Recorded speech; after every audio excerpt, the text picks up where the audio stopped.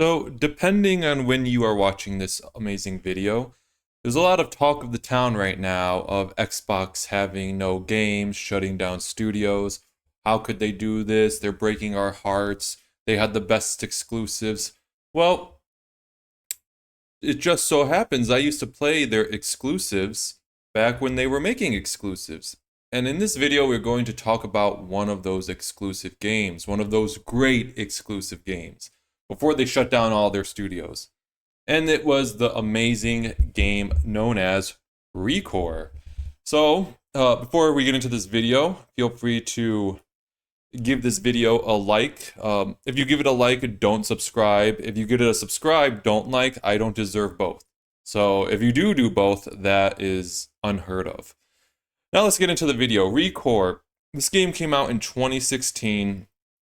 It was a lot of talk amongst the Xbox community. Oh, ReCore, it's made by the creators of Metroid Prime. It's made by the creators of Mega Man. And Xbox got them. And they're going to make their own Metroid exclusive level game on Xbox. And Sony's going to have to shut their doors. Well, the game came out and sold next to nothing. Now, it didn't sell next to nothing, but it did not sell well. Maybe like a few 100,000 units at most, and that's all. Again, it's kind of hard to get the total number of sales for a game, but I think this game at max sold like 300,000 copies or something. It's not a lot. So let's get into what's wrong with this game. So this game is about this girl here, and she's on this desert planet, which looks disgusting. It looks gross. It's not. If you're going to make a game that's purely just brown and yellow and just rock and desert, at least make it good looking. Make the textures good looking. Like, for example, a few months before this game came out, you had the EA Star Wars Battlefront, and the desert maps in that game, the sand, the rocks, are all high texture, very nice looking. This game looked like a 360 game. It looked like a early 360 game, like a 2006 360 game. It was not a very good looking game. There were no variety of environments. It was just desert, and that's it. So, I mean, I'll show the actual gameplay in a second, and you'll see the graphics, like the in-game graphics. It was horrendous. Even the player models, the face models, ugly, not detailed, looked like early 360 gen. What else with the graphics? Just the movement. The movement was very stiff. Whenever she would fly with her dog, kind of like how you can do in a Horizon Zero Dawn, you jump and then you start flying. It was very stiff, not good at all. That was not good. So let me pull up some gameplay here and talk about the gameplay. So with the gameplay, you had your gun and you can shoot it automatically, or you can charge and shoot like right here, boom. And eventually, when you weaken the enemy, I believe this is when you can do it, you can pull the core out of your enemy. And it's essentially like an execution per se, without an actual cool animation like other games, like the video I just made about Rise, Son of Rome, where you can perform an execution and it was a sweet cinematic animation. In this game, you just very stiffly shoot a rope and pull the core out of them. And you can see this enemy here just keep changing colors from silver to blue to silver to blue. And for some reason, when this game came out and people reviewed it and talked kind of highly about it, they were saying how the combat was so decent. I would say just so decent. Because, right here, look at the graphics. Look at the graphics. Look at her face. Oh, look at that explosion. So bad. Look at that face. Oh, so bad. It is so bad. All right, anyway, back to the gameplay. Oh, it's a red enemy. Shoot red, red. Or it's not even a red enemy. Maybe they'll have like a red light in them, but their health bar is red. And it's like, oh, shoot the red, shoot red, red, red. And then then a blue enemy. So all you do is on the D-pad, if I remember correctly, you change the D-pad, you just hit down to switch to red, and then you shoot red, red, and then oh, now yellow enemy. You click left on the D-pad, now you shoot yellow, yellow, yellow. Switch constantly just tapping a button to interrupt your gameplay is not a good gameplay loop. It's not a fun gameplay loop. It's just shooting, shooting. Oh, let me press a button on a controller. Shooting, shooting. Oh, let me go back to the back to red. Shooting, shooting, shooting. Oh, now a yellow. Let me press up on the D-pad. Shooting, shooting. That's not a good gameplay loop. And then the only thing that changes is you can shoot a charged up blast and you can pull the core out of them when they're close to dying if you want. Other than that, it was just the jumping like here and dashing while fighting enemies. They would shoot at you or attack you, and while shooting like this, shooting blue, blue, blue, blue, you can dash or jump. So they shoot these spikes at you and you just watch.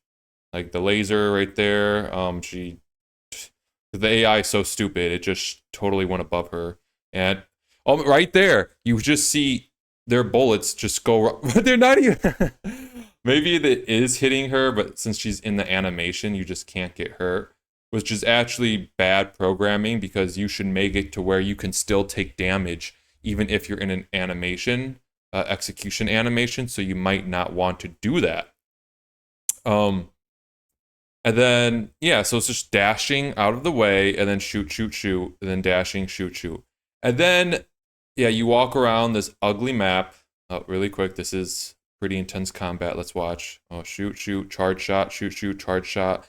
And the enemies don't do anything. They really don't do anything. They just stand there, or they stand there stunned, and then they might shoot some things at you one time, miss, and that's it. Also, you have your dog will just go and hit them. You see the dog over there will just go and yeah, thank you. Near Automata did it better to where you can just shoot from the shoulder your, I guess, your pod. You can shoot and charge attack with your pod rather than just having an AI dog attack.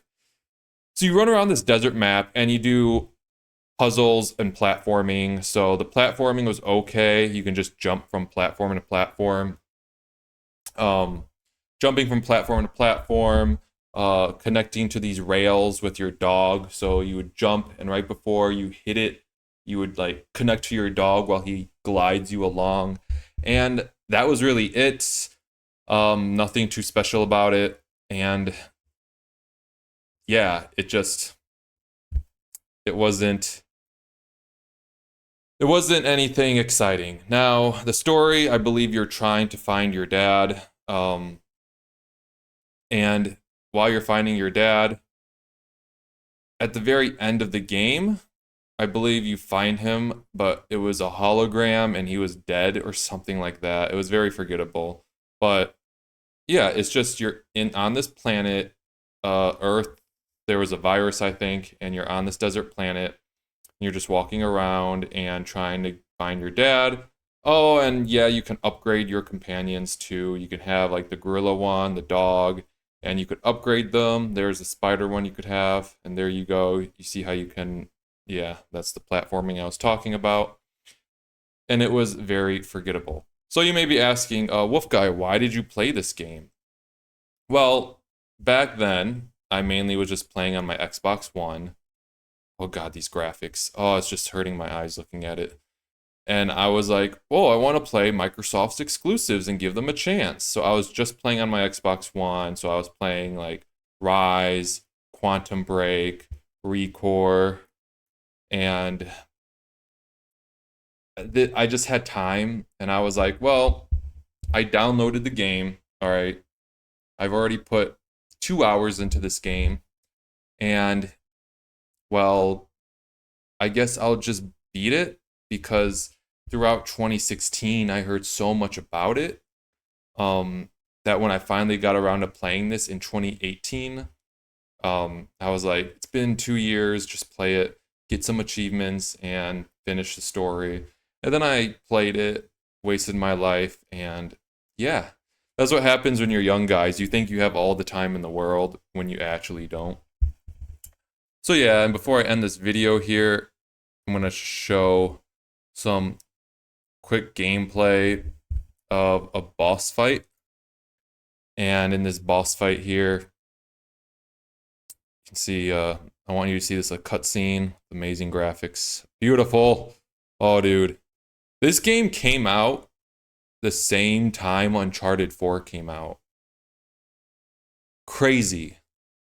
Uncharted 4 next to this game is embarrassing for Microsoft.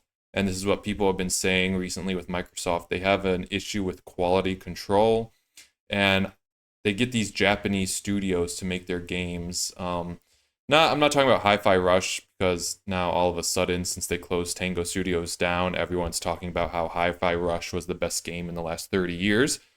I'm talking about this game. I'm talking about when they had Platinum Games making Scalebound, but they don't have much power over these Japanese studios who they hire to make these games. So they hired these people to make ReCore, and I doubt they really got involved with them. And you get this garbage here. But they get the money, these studios get the money from Microsoft, and they put no effort into these games. And this boss fight was at the very end of the game, and all it was just shooting, changing the color of your weapon, and shooting. So you're shooting like your silver bullets, and then red,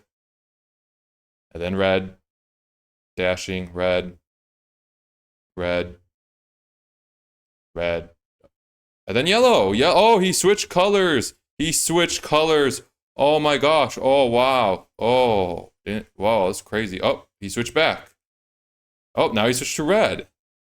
Oh, now you just have to jump to avoid the flames while holding the right trigger. It just, not to mention the performance on Xbox One was horrendous as well. It was like sub 30 frames a second. It was sub 30 frames, ran between like 25 to 30, but chugged along. That was also a big issue, and I believe it's still like that. Oh no, now he's blue, guys. Now he's blue. So, yeah, I just thought I'd make this video. I was thinking of what's a game I played that I should warn you guys about, and with Xbox in the news lately about all their exclusives and are they giving up, I just want to remind you guys, they made exclusives, and that was one of them, and it wasn't good.